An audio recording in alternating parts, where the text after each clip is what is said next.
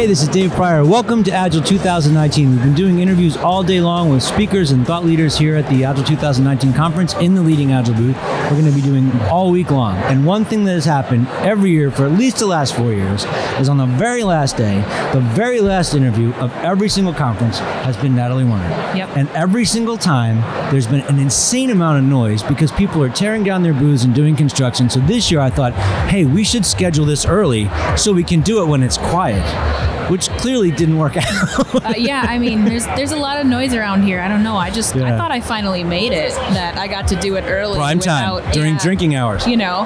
Well, yes, but it is stupid noisy here. So hopefully you can hear us all right. Now, Natalie's doing a lot of different things here at the conference. One of them's already done. So That's what I wanted to start talking about first was Women in Agile.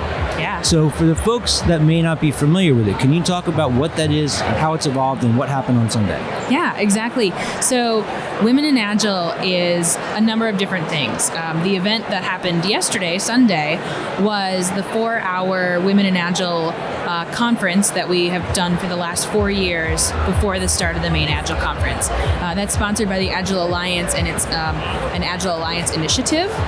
Now, the other fun thing that has to do with that, and we had talked about it, I think, briefly last year, was separate from, but involved with the Agile Alliance through this initiative. Women in Agile has also become a 501c3 nonprofit. Wow, yeah, we did talk about that last year. Yeah, we finally got all the paperwork done and approved. And so you can take all their money. Yes, we can take your money, and it's tax deductible. But if we go back to yesterday, the conference was amazing. We had a keynote who's a TEDx speaker. Her name is Stephanie Thomas. Awesome. And she is a disability fashion stylist. Wow. An advocate for people with disabilities. She herself is a congenital amputee. Wow. Okay. And she talked about how it's all about knowing your customers and trying out a lot of different things and persisting and all of those great traits that we value as Agilists. And she did just an amazing job. We flew her in from California. Cool.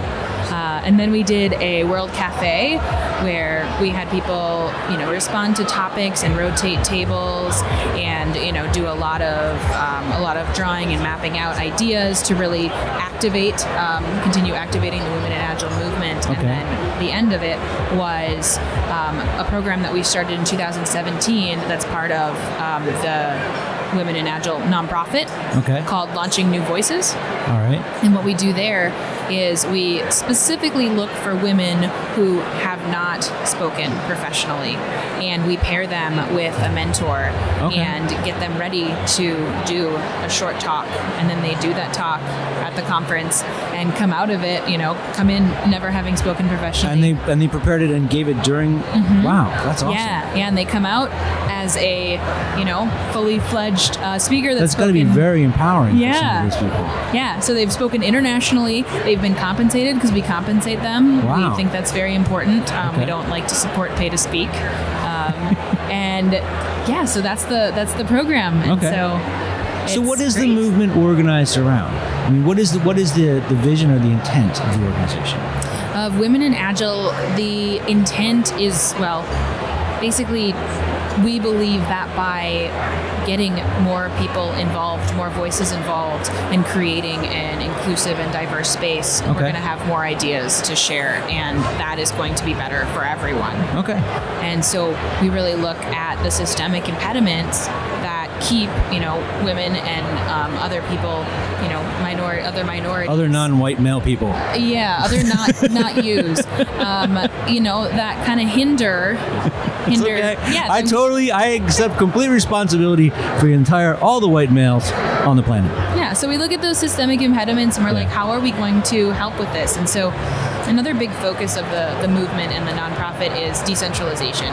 Okay. We talk about decentralized decision making. We talk about, empowerment at the source. Yeah. And so I think at last count, we have about 35 local Women in Agile groups across the world that all operate independently we come together. They come together with, with themselves and kind of collaborate and push ideas off of each other. Okay. And really, all we ask for them to sign up and be able to use, our Women in Agile branding, and we provide them with a meetup page that we pay for, Okay. and some additional sponsorship things, and kind of, hey, did you think about this? That's really great. Yeah, all we ask is that they sign our code of conduct, and Okay. so that we have an inclusive space. Do you have a separate code of conduct? I mean, I know they have one here at the conference. Is yours separate from that? It is separate. It's a little bit different. So what's because that's a big deal at conferences now. It's not just like don't be an asshole, but you want people to behave in a respectful way towards everyone. Yeah. So what's different about your code of conduct? It just has a few like Women in Agile specific things around some of the nonprofit stuff as well, but I think we did use the Agile Alliance one as a basis. As a we basis. just changed some of the language around the types of events that we generally run. Okay. So Cool. All right. Yeah. So you ready for the segue? yeah. Okay. So you just mentioned that you're trying to help people who have never spoken before speak at events like this, trying to help create an environment that's more welcoming of non-white males. The Stalwarts track, when I looked at that track, I was like, kind of did a double take, because it's at least half female. And it's not just people like, the old pros, not that they're old, seasoned pros, I should say, but you're one of the Stalwarts. Yeah. So that is an obvious example of you guys having an impact on this conference and the space in general. Yeah, and funny story that was a little cringeworthy when I told someone yesterday, a female, she goes, "You're not old enough to be a stalwart." So I'm gonna be. My reaction was like, "What?" Because you're not as old as Ron or Chet. Nope, certainly not. But you have done some things that have had a massive impact, like Women in Agile. So that makes a lot of sense. Yeah, I mean, and thinking about it, this is my 8th year at this conference, which, I know there's a lot of people that have been here longer, but it's a decent tenure, I'd say. Yeah. Yeah. Okay. So for the folks who are watching, what's going to happen in that Stalwart session? What do you do? I don't know. You tell me. I've only been to one. I saw one person sitting on a stage and everyone asking them questions. I think it's basically that. You come in and, there's the thing that you are the expert at. For me, it's Women in Agile. Ask me anything about Women in Agile. Okay. And, probably going to talk a lot about where it started and how we've evolved, what things are coming next, how people can get involved, anything else like that. And I suppose if anyone asks me questions that are unrelated, I'll probably still answer those too. Okay. So are you, is Women in Agile doing any kind of mentoring program beyond the speaking thing to help raise the voices? We're working on it. There's not an official program, but people do reach out to us and ask to be paired with a mentor. And we have a list of volunteers that have volunteered saying, yes, we would like to be mentors. Oh, great. And so we pair them up. There's not really anything more concrete around it than that at this point. And we'll do some check-ins and be like, hey, is this a good match? Is it going okay? But it's not like an official program. Yeah, it's not official, like, here's exactly how you must do it and report back and all of those things. Okay. Like I said, trying to keep things simple, decentralized, so that it's easier for people to enter. I mean, that's another thing with just conference talks and other things in general, right? There's kind of a high barrier to entry, especially. Yeah, at this conference, it's insane. Yeah, and so we want to keep combating that and make things accessible for everybody, make them easy. Yeah, and I don't know what the actual rejection rate is. I know it's pretty extreme, but people that have been coming to this conference for years submit talks, don't get through. And I always take it as like, well, that just wasn't the right topic this year. It doesn't mean it's not going to work another time. But you are giving a talk on Tuesday, that's tomorrow. Yeah. 3:45 with Christine Babowitz, sorry. Why did I write her name short? Okay, it's the end of the day. Mapping value to benefits realized with leading, not bleeding indicators. Right? Because I was supposed to say indicators at the end. So what is that all about? So when we think about the work that we usually do, right? Unfortunately, in a lot of organizations, we don't have the best alignment, and we don't have the best, vision that goes into some of our strategic intents that then goes down into, the stuff that we actually build. I was just talking with somebody. It's like there's the vision, and then there's the stuff we build, and then there's this thing in the middle where. Well, most of the time, I mean, even in a lot of the frameworks that we use, it's still, okay, what are your top features? Here you go. Well, what benefit does that map to, right? And we're supposed to Or how does it tie back to what the company's goal is for this product? We're supposed to have the why, and we do, but it needs to kind of go back to a tangible benefit, and that needs to align with where the company's trying to go. Yeah. And, what we do a lot of the times is we have our features that we're going to do, and we basically say, okay, yeah, and that aligns to this benefit, and I can align that here, and cool. And we make that map for ourselves. Sure. However, we're doing it backwards.